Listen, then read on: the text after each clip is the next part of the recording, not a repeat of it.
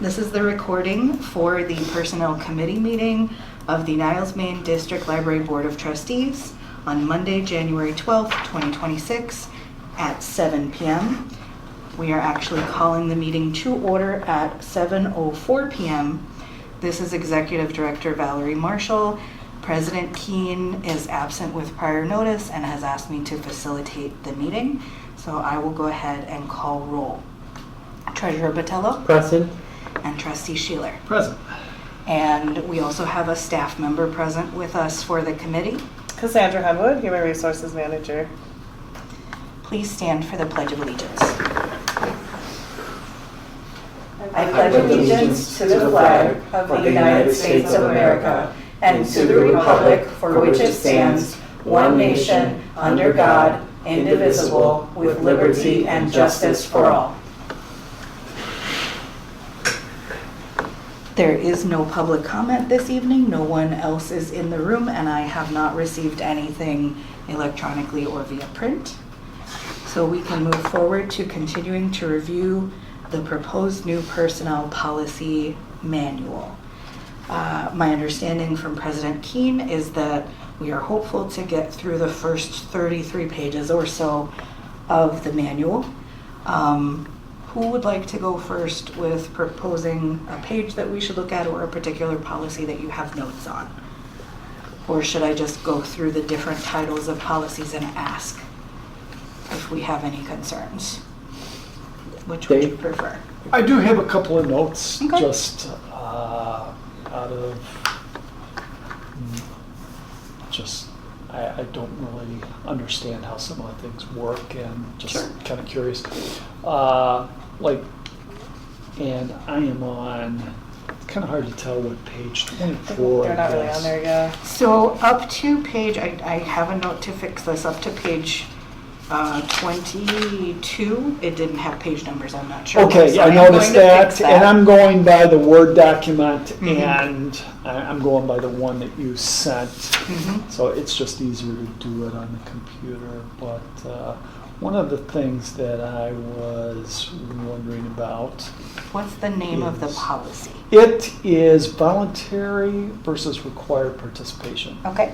So the library will ask for voluntary participation in after-hours events, but if there are not enough employees to meet the operational needs of a scheduled event, staff will be assigned to work at these events. Advance notice and consideration of employee availability will be prioritized. So, Okay, so this is for events outside of operating hours and or off-site. right. Okay. So now, my understanding is that it's just, everybody gets paid for that, it's just who is going to be designated Yes, to absolutely. work in those hours. Okay. Yes. A little bit unclear there, but. I can clarify that language. We've talked about that Okay. previously as well, but we Okay. can make that crystal clear. So,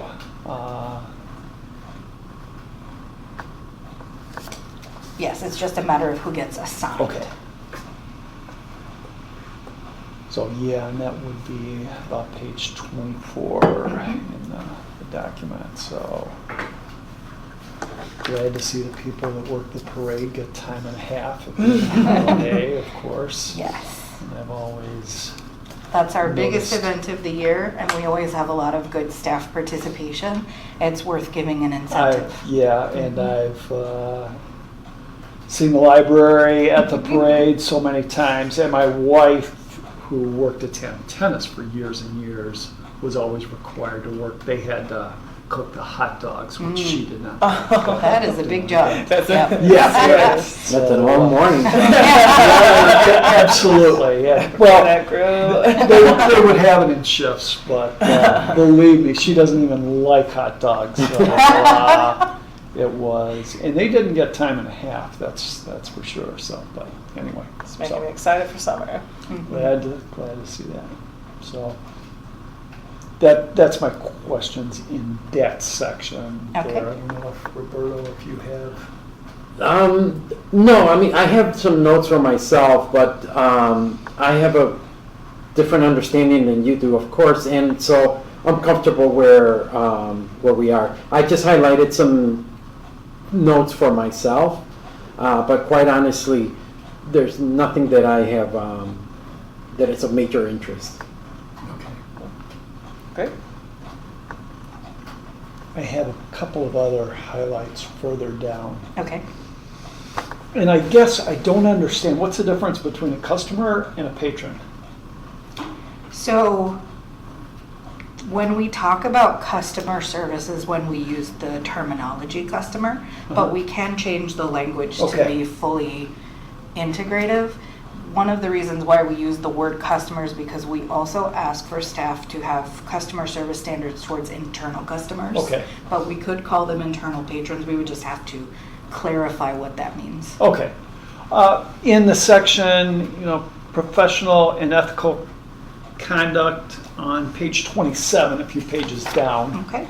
So- Now, anything under standards of conduct from the version that you have is an outdated version and has been replaced with the one that we approved that the board approved recently. So Okay. the wording might be a little bit different. Okay. Okay, so it's different from the Yeah. proposed 9/3/25? Mhm. Okay, all right. So, boy, Would you like me to go print out a copy of the most current version for you? That's also on our website. yeah, Of that I can just go particular to the section. website. I can just go to the website. Yeah. That's fine.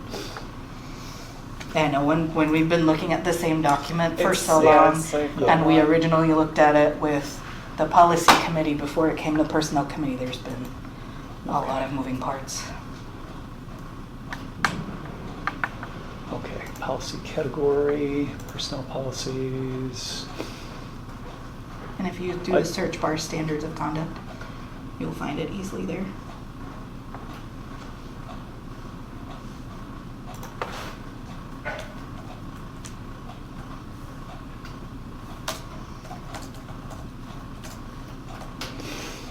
Standards of conduct. And it should come up with personnel manual addendum, something of that nature, and then standards of conduct. If you're using the search bar specifically under policies. Okay, maybe that was my problem there. Look at our I know, website. Wow. And then I'll click on that tab, and then the green button. Just all by memory. I'm impressed. Got it, okay. Super. Okay, so that's just a 6-page Mhm. one. Okay, let's see here.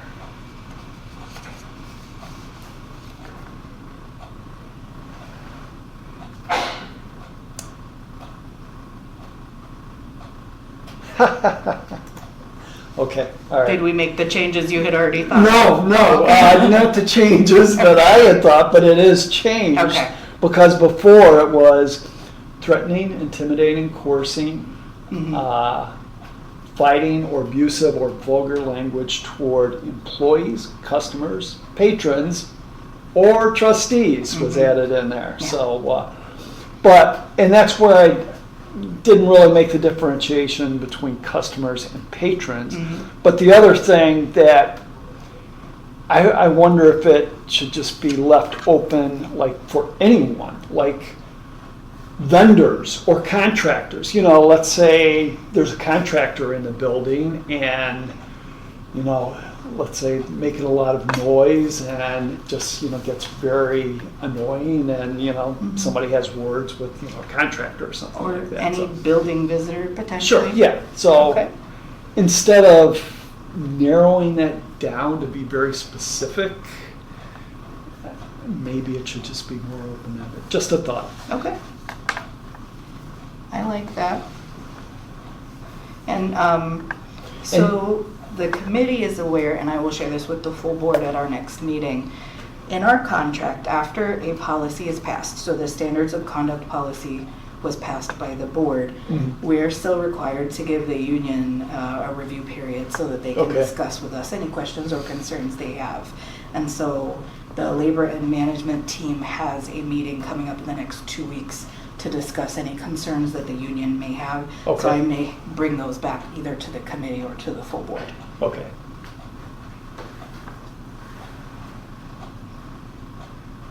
And I think that language is, let me go back to my highlighted one here, if I can find it here. Yeah, there was also in the previous one, a couple of other references, unauthorized and inappropriate use of library, coworker, customer, or patron property. So maybe We did. in all those instances, it should be, Yeah, all Okay, library yeah. visitors or right, yeah. something of that nature. I agree with you.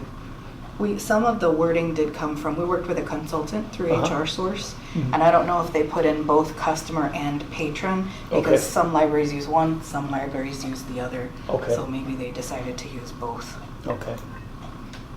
And I thought maybe it could be a difference, you know, there are probably a lot of people in the library that aren't really patrons, not card holders, but, you know, they're customers, you know, so, but not technically patrons, I don't know. I like the idea of cleaner language if we can. What do you think, Roberto? So in my mind, I already had this notion of a customer as being somebody that may not necessarily have a library card or lives in the district.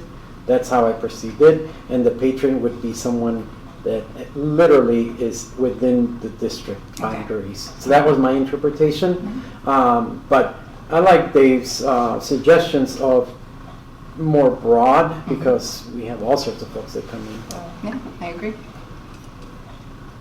If you're done, Yeah, I go do have, I just needed some clarification Sure. on specifically, so on the electronic version, it's page 29. Okay.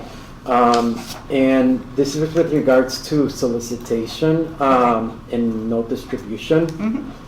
So it clearly indicates that, you know, the library is in the best interest of not having that distribution solicitation environment. Mhm. Just out of curiosity, I know for a fact that AFSCME has the right to distribute literature, Mhm. union materials on nearly every other workplace that I know of. They have that right here as well. Okay, so then this doesn't apply to AFSCME members? This Am I doesn't correct? apply to union materials. Okay, So in the CBA, it does define the union having, we have actually display boards in staff areas for Mhm. the union to use for union business. So this more applies to personal, like, I'm selling something Mhm, or. mhm. Right. Yes. Have Okay. do you Well- have suggested language that you've seen in other policies that might clarify that? Well, what I mentioned last time, Mhm. which is to include a note that essentially collective bargaining agreement has, and I don't know how you guys want to word this, but in a sense, rights that go above and beyond this. Mhm. So that was, I think I mentioned that last time, because a lot of what we have here, Mhm. because of collective bargaining, supersedes this. Mhm. And so I had mentioned that, and I can't remember what was the, I mean, I think part of it was that some of that was already covered in the collective bargaining agreement, but if you're strictly just looking at this, I wanted to be clear, you know, in terms of just saying that collective bargaining agreement have.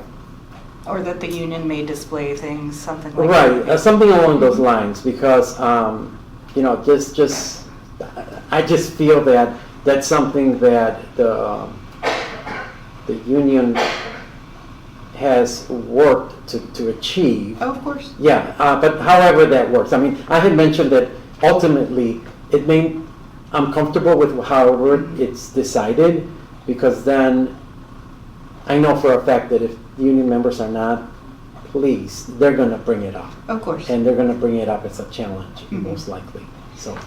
when we worked with the HR source attorney, Mhm. what she advised, and because related to the collective bargaining agreement, if we added language referencing the bargaining agreement, we would have to add it to pretty much every section of this manual. Mhm. And so what they advised is that we have the one section in the beginning that says I remember that. the collective Mhm. bargaining agreement, and the Right. expectation is that the employee be familiar with their contract. Mhm. That's what they advised, but when we have, so after we do this whole manual and we do talk to the union, we can discuss what the preferences are about how clear something is.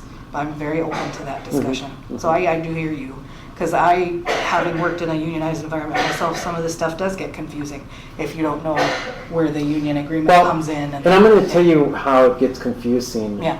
So for, let's just say, the board and leadership, Mhm. because we deal with this in a more consistent basis as opposed to a supervisor, as opposed to a new hire Mhm. that might not be aware of collective bargaining. They're going to come in, and typically this is what happens. It's you get a new supervisor that gets hired, does not have any experience with collective bargaining, and they stand firm that this is the policy, Mhm. and they set themselves up for the biggest blunders. And I laughed at them because, my thought is, well, your ignorance is just going to prove you wrong, and it's a big letdown for management because you walk around, in a sense, it's like this could have been avoided. It's what I'm getting at. What we do, just for the sake of speaking to our practice here, we have trained all of our incoming new supervisors to be familiar with not only our policies, but Mhm. also the collective bargaining agreement. So I think the more important thing is related to training and consistent training and talking about the collective bargaining agreement with supervisors, which we do consistently, just Mhm. for peace of mind. I mean, again, Yeah. I know that however the decision's made, I'm Mhm. comfortable with it because it's up to the union to Yeah. enforce this, and I Sure. know that they will. That's No, I simply understand. put. Is it common practice that you've seen that many personnel manuals have that language built into every one of their policies? I mean, yeah, specifically like, I make a lot of references to the state contract. Mhm. Because with the state contract, it covers all sorts of workplaces, right? From state police, Department of Natural Resources, Family and Child Services, so many different work sites and workplaces. So that what happens is that, each agency does make a note in that the collective bargainings have rights, that are beyond what's on the policies and procedures. But in every section, or like we've done here? I've seen it both ways. You've seen it both ways, Both okay. ways, That's yes. what I was curious Uh-huh. about. Okay. And, and so, just to close this point, I find that it's when it's easily accessible and presented, Mhm. it avoids a lot of that, moments where somebody stands very firm on the letter of what the policy is. That makes sense. Mhm. Thanks for sharing that. Mhm. So that's it. Thanks, Dave. That's it on that. Did you have anything else, Dave? Good. I had a couple of other small things. Go ahead. Why don't you go ahead and then, these are minor things that I just wanted to point out. Okay, and this goes back to the very beginning, and I made a note because your email mentioned it. Mhm. And under the section delegated authority. Yes.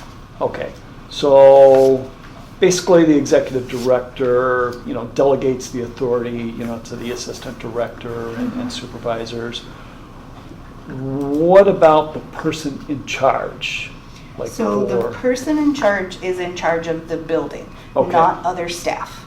Oh, So, okay. Yes, the reason why we have a person in charge is in case there is a patron concern that is escalated, so they act as someone who steps in if the department head is not there Okay. to resolve a patron concern. Okay. Or they call facilities if there is a building concern so that we can get maybe a plumber in or something like Okay. that. So they're there to report emergencies and record incident reports. Okay. But they have no additional responsibility Okay, over all other right. staff. Okay, thanks for that. That's interesting.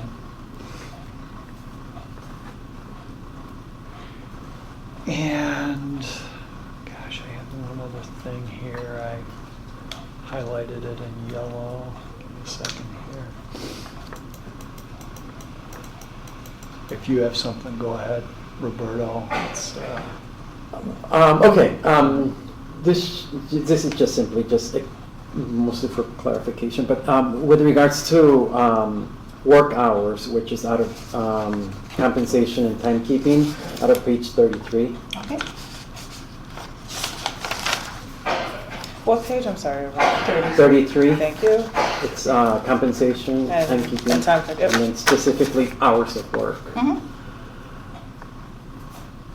So from time to time, I recognize that there's, on both the employee and the employer, there are times when there needs to be some flexibility in terms of just adjusting work hours. Mhm. And it has been brought to my attention that staff here have felt that when there's a change of hours, essentially it was of an extreme inconvenience to them and it was very last minute. So is there anything further than just this with regards to expectations of scheduling changes? So, and I would need more information on what specifically happens, but sometimes schedule changes happen last minute because of emergencies that cannot be controlled. Generally speaking, again, because of the union contract, the schedule of staff in the union, which is the majority of our staff, is determined the month before the schedule goes out. So it's the 15th of the month prior to the month of the schedule. So for January, by January 15th, the schedule for February is out for staff. Any last minute changes are typically due to unexpected circumstances that we can't control. So then, with those considerations, basically, is there, and I'm thinking right now of like full-time staff, do they have essentially a standardized schedule, like I don't want to say 9 to 5, but let's just say a standardized schedule where they work the full 37 and a half hours? It depends on the position. The department. Okay, all right. So, and then, so like the schedule set out for the entire month. If in the middle of the month adjustments need to be made, the employees know that can happen and they have to accommodate, right? Yes. And that's what this is meant to outline under hours of work, where it says some employees will have a set schedule every week while other employees will be assigned a different schedule each week. All employees may be asked to occasionally deviate from their assigned schedule, including working evenings and/or weekend hours. Employees are welcome to request changes to their work schedules, but must obtain approval from their supervisor prior to making any modifications. Yeah, I mean, Yeah. if this is what we got, then that's it. I'll just sit, I'll add this with regards to this. And I know that it's, now this is strictly on the union side. When there's a variable departments and schedules, sometimes the union will work into either the contract or what's called a supplemental, some type of agreement, a mutual agreement on parameters on the scheduling. But that's on them. If they're going to do that, then that's up to them. If this is how this works and it's been working, then As far That's as good. we know, we have not been told it's not working. okay. And we do need to maintain flexibility in Right. scheduling people just Right, because right, of the right. hours Yeah, that yeah. we have. Yeah, I mean, Yeah. and those concerns that I've heard, I mean, I know for a fact that things at nearly every workplace, they're static in the sense that they're going to change from day to dynamic. You know, they're going to change from day to day, and so you have to have some flexibility there. Mhm. Now, does everybody call in when someone's not able to arrive on time? Is there one centralized phone number, or how No, does they that contact their supervisor. work? Okay. And does that communication, because I know in the past there was like a specific number to call, but do we have such a practice here or not? No, we don't have a specific phone number. And again, I've not heard of this not working. I understand this works well, where people contact their direct supervisor, and the supervisors understand that even if they're not in, they let either the PIC know or someone else in their specific department Mhm, mhm. know the change. Mhm. Okay, all right, that's understandable. Dave, why don't you go ahead? I'm through with Okay, that one. so I've got one last question. This is, And so I actually exceeded, because you did say page 30, right? 33 is what Becky had said. Oh, 33, okay, so I did meet the cutoff. And for what you Compensation. just asked, the rules concerning attendance, the second bullet point covers exactly what we were talking about. To contact your supervisor. Right, yeah, and so, yeah, that's why I was asking if it was a specific number to call. No. Because, A lot of people text the personal cell phone numbers of their supervisors. It depends on what the supervisor is comfortable with. yeah, you know, and I'm gonna say this, because especially now with, this is something new, okay? This is something brand new, and I don't know how much of that is happening here now. Okay. But we are encouraging, it's a state level, Sure. we are encouraging employees not to text their supervisors. Because the idea is that if you're not on working hours, there's no expectation for you to have communication with your boss. Unless you're calling out, but. Well, right, and that's why I was asking about a Mhm. specific number. Yeah. Because see, this is where it gets kind of gray area. So the supervisor is going to be calling me, hey, I need you to come in a half hour early Mhm. because we've got something going on. Mhm. Well, my work hours haven't started. Mhm. You shouldn't be bothering me. Mhm. Or why are you telling me during my off hours about tomorrow? Mhm. You know, that can wait until I get there. And so that's something that, specific to a specific number, where I was leading with this, because that's something that management has made an effort to discipline folks for not adhering to their orders, and their orders have been given outside the employee's work hours. Okay. And so there is no obligation from the employee, even if the manager sends a text message, for me to acknowledge that text message, because I'm off hours. Mhm. I don't have to respond, I don't have to read your message. Mhm. And so I know that that's something that we're working through right now, Mhm. and it's going to be precedent setting, because it is a new thing. Mm. And, you know, the workplaces are adjusting to that. Now, with an email, they're passive, right? Is that I can send an email and it's up to me to open it. Mm. But when you're contacting me directly through text messages, you cannot avoid but to get the notification or to see the message.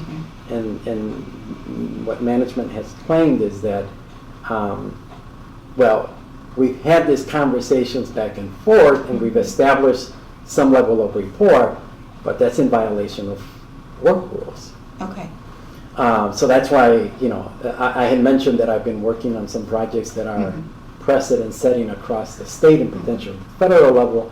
This is one of them. Okay. Um, How does having a specific number to contact change whether or not it's outside work hours? Because if I'm running late or if I have to call, Mhm. I call the number and typically it's an answering machine. Or somebody picks up the phone and takes a message. Mhm. I'm required to do that if I'm not going to be able to make it at the start of my shift. Mhm. So what I had mentioned was that there have been instances where the supervisors call outside of the employee's work hour. Mhm. I need you to come in early. I need you to come in later than what you're scheduled. And that's the part where management teams have felt that, well, what's wrong with doing what I told you now? What's the difference? And the difference is that the employee is not at work. They're Mhm. not working. And the manager's like, well, I gave you an order. Oh, So- okay.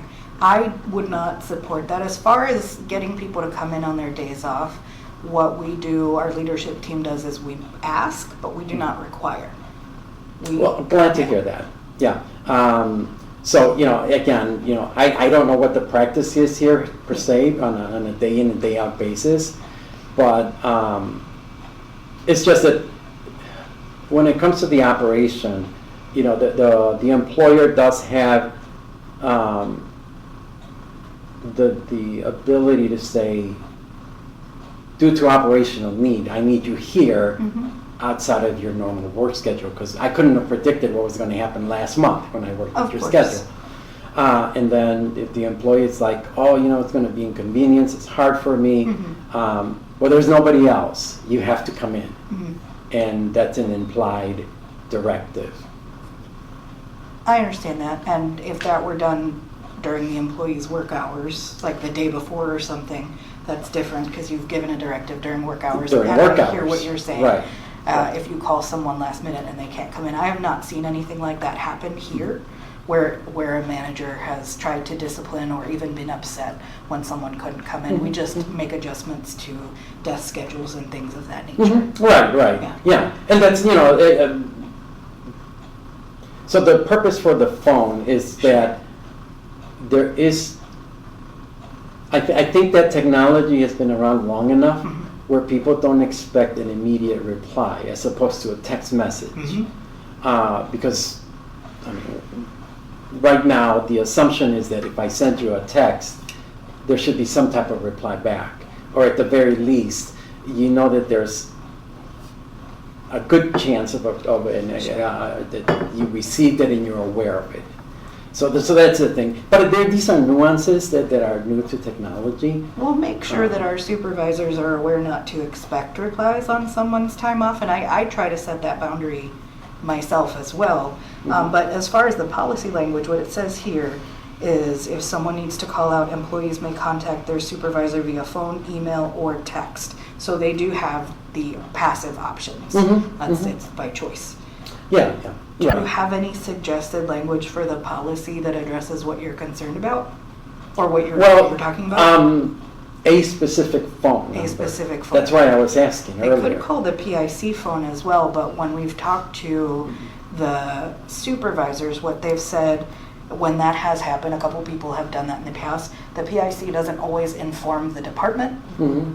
and then it has caused confusion in the department Right. about whether the person has shown up. Correct. And so my understanding is that staff also prefers to contact their supervisors directly, Mhm. but if that comes up as a staff concern, I'd be happy to talk about it. Yeah, and again, it's one of these things where you're an active participant one way or another because you don't speak up, Mhm. that, in matters like this. Yeah. So it's one of these things where, if the practice is going on here and it's not an issue here, Mhm. then it's going to continue until it is an issue. Of course. But I do know that it's an issue outside of here, Mhm. and these are steps that we're taking to rectify it because, literally, there's been, and again, because of just the, sometimes the nature of the operation, Mhm. you're expected expected to be in full compliance. And if you're not, then you deal with consequences. And the consequences may lead to somebody being terminated. I imagine that's a big concern for industries that are a little bit more urgent. Like, not to speak against libraries, but we don't have a sense of urgency to some of maybe the statewide. Yeah, I mean, and so, you know, in terms of, like, for example, somebody that needs violence prevention Exactly. interventions with Mhm. direct contact to a social worker, Or child police, protective services. firefighters. Yeah. Mhm. So there's a lot of those jobs where if I'm your child's guardian and I'm not answering my phone because I'm not at work Mhm. and my supervisor is now juggling to try to find a replacement, Yeah. well, in the meantime, that child could be In under harm. dire need. Mhm. And so we've had, unfortunately, well, we don't have to go into all that, right? But you see the sense of, For the state level, I absolutely do, and I hear your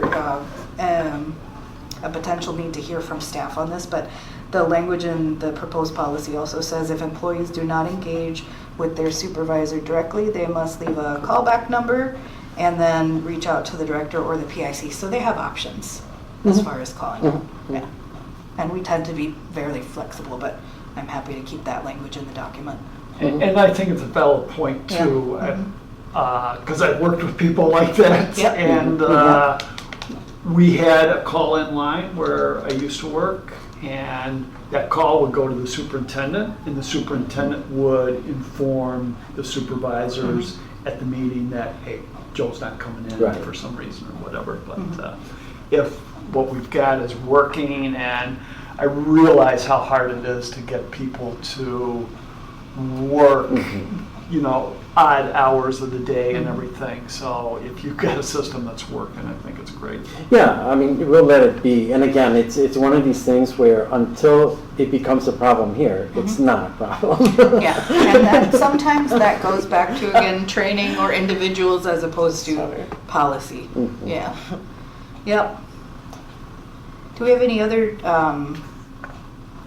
amendments or suggestions for, Well, I have a The policy? question. I Sure. have a question, and I think maybe we discussed this before, but in, this is towards the end, if an employee has a problem, complaint, suggestion, blah, blah, blah, there's, you know, the end of what? towards the end of what we were supposed to cover. So it's on page 28, Okay, 28. and it's in this. It would be under the new policy. on the Employee website, yeah. communication and Mhm. issue resolution, Yep. yes. So, in step 4, Mhm. if an employee is not comfortable going to human resources, and I think this, the wording is a little off here, Mhm. satisfied with human resources response. We might have changed that in the Okay. updated, the one on the website. 'Cause I Okay, think we might have talked about this when standards. Okay. But I'm not positive because it's, like I said, back and forth. But do you mind pulling that up again? okay, let me, Thank you. Because I know we Is had that in talked the about the word the same comfortable. one? The same one. Okay, yeah. great, okay.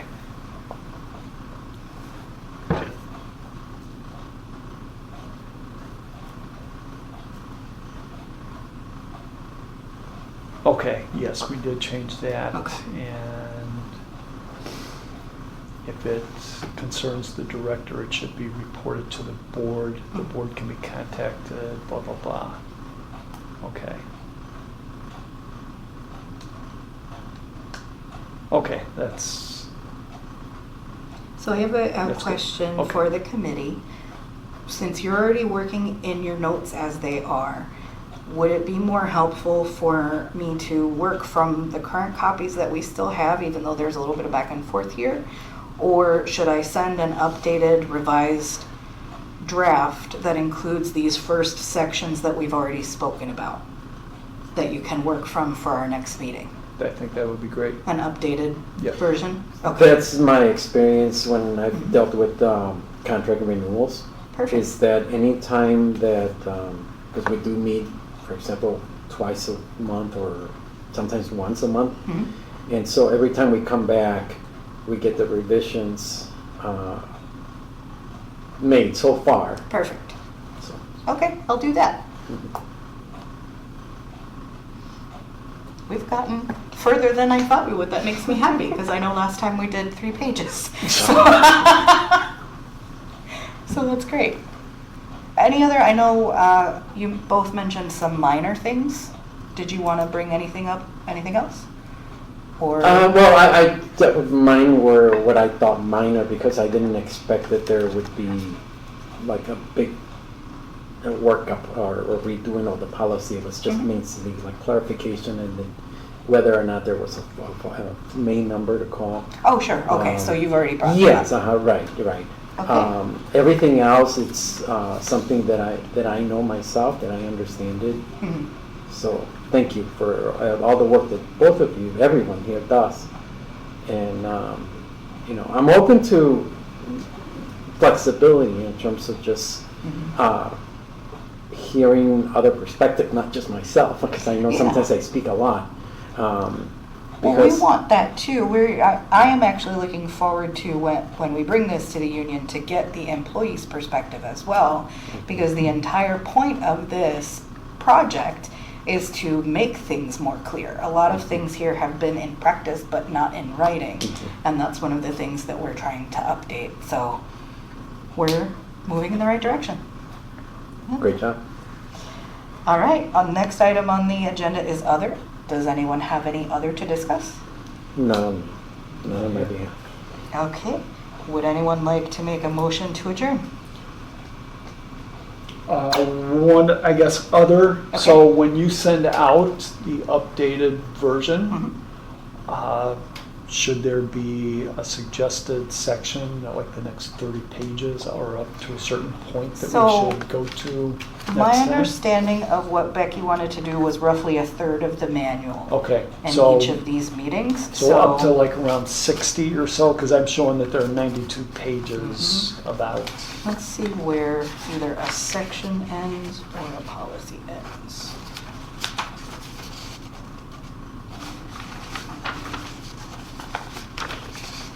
I would say page 68 because that fully ends the benefits section and it's a Okay. clean place to break. What's after page 68? So After page 68 is personnel files / information. Okay. And the section is called communication and confidentiality. All right, so. So we're gonna go page through 68. the benefits section. Okay.